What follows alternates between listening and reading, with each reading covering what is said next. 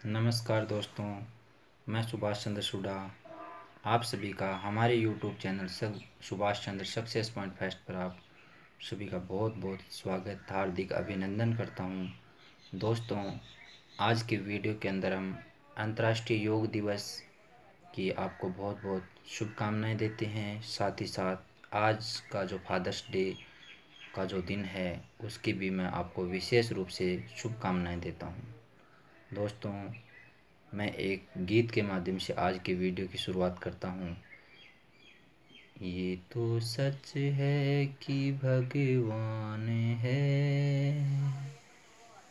मगर फिर भी अनजान है। धरती पर रूप माँ बाप का उस विधाता की पहचान है, उस विधाता की पहचान है। तो दोस्तों, इस धरती पर माता और पिता दोनों ही भगवान के रूप हैं। तो हमें सुबह सुबह प्रत्येक दिन माँ और पिताजी के चरण स्पर्श कर उनका शुभ आशीर्वाद प्राप्त करना चाहिए। साथ ही साथ अपने जीवन की जितनी भी परेशानियां हैं उनसे आप घबराएं नहीं और अपने माता पिता के साथ हमेशा बने रहें, अपने परिवार के साथ हमेशा जुड़े रहें, अपने पिताजी का विशेष आदर और सम्मान करें। आज का जो फादर्स डे है उस पर मैं आपको एक बार फिर बहुत सारी शुभकामनाएं देता हूं और उम्मीद करता हूं कि आप सब हैं वो अपने पिताजी का आदर करते रहेंगे और आज तक जो आपने किया है वो आदर आप और अच्छा बनाने का पूरा प्रयास करें।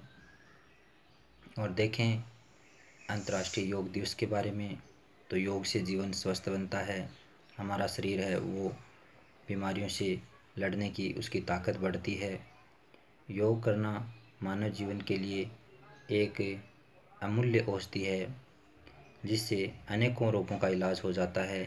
साथ ही साथ शिक्षा से भी हम जुड़ते हैं, हमारा मन एकाग्रचित होता है, अच्छे गुणों का विकास होता है, स्वाध्याय है वो रुचिकर होता है। अपने मन को हम एकाग्र करके पढ़ने में और आगे बढ़ने में भी योग के द्वारा बहुत कुछ प्राप्त कर सकते हैं।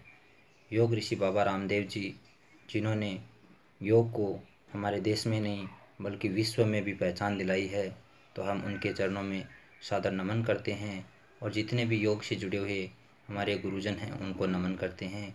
और हमारे माननीय प्रधानमंत्री जी नरेंद्र जी मोदी जी, उनके बारे में भी मैं दो पंक्तियां कहूँगा कि जिन्होंने देश के ही नहीं पूरे विश्व के कोने कोने तक योग को पहुंचाने में अपना अतुल्य योगदान दिया है। तो हम उनको भी उनके श्री चरणों में भी नमन और उनका भी आशीर्वाद प्राप्त करने के इच्छुक हैं।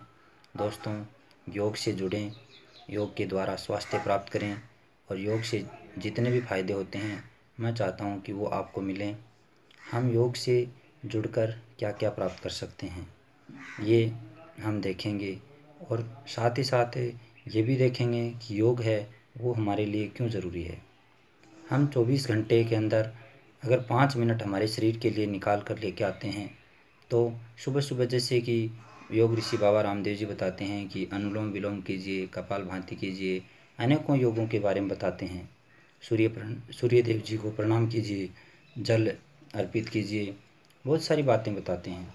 तो सूर्य वेदी प्राणायाम है, उससे अगर हम सूर्य देव को नमस्कार करते हैं, उनको पानी का अर्पण करते हैं और साथ ही साथ कपालभाति करते हैं, अनुलोम विलोम करते हैं, तो उससे हमारे शरीर की जो ऊर्जा और एनर्जी है वो बढ़ती है।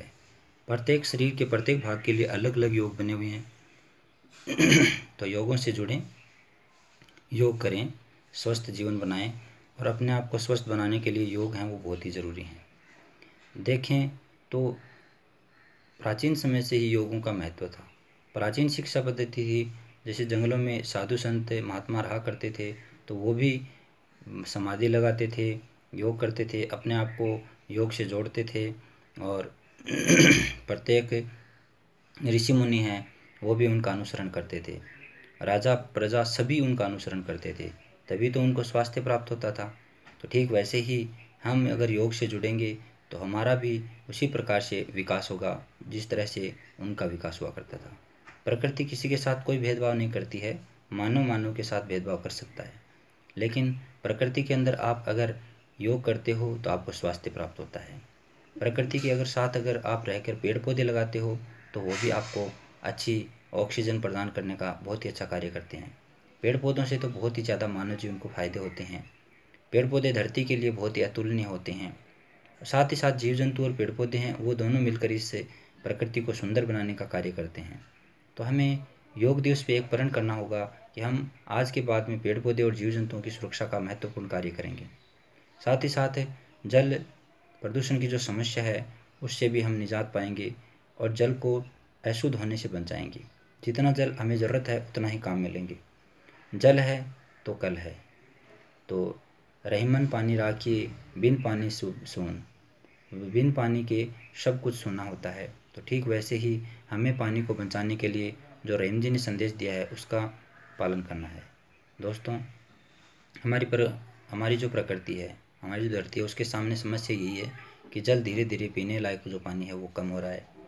जल प्रदूषण बढ़ रहा है, वायु प्रदूषण बढ़ रहा था, उसको तो धीरे धीरे कम करने में मानव है वो सफल रहा है, लेकिन जल प्रदूषण है उसको रोकना बहुत ज़रूरी है।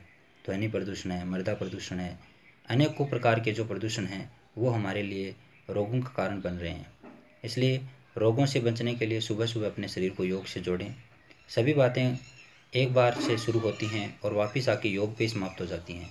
तो योग है वो हमारे जीवन की एक ऐसी औषधि है जिससे हम हमारे जीवन को बहुत ही सुखमय और आनंदित बना सकते हैं।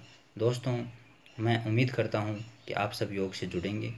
आज से नियमित रूप से आप 2 मिनट, 5 मिनट, 10 मिनट धीरे धीरे अपने शरीर को आधे घंटे तक योग से जोड़ेंगे और 24 घंटे में से आधा घंटा अगर योग में आप दोगे तो आपको आने वाले जो समय है उसमें अपने शरीर को बहुत ही अच्छा महसूस करने का समय मिलेगा। आप अनेकों प्रकार की जो बीमारियां हैं उससे मुक्त रहोगे, तनावग्रस्त नहीं होगे, चिंताग्रस्त नहीं होगे।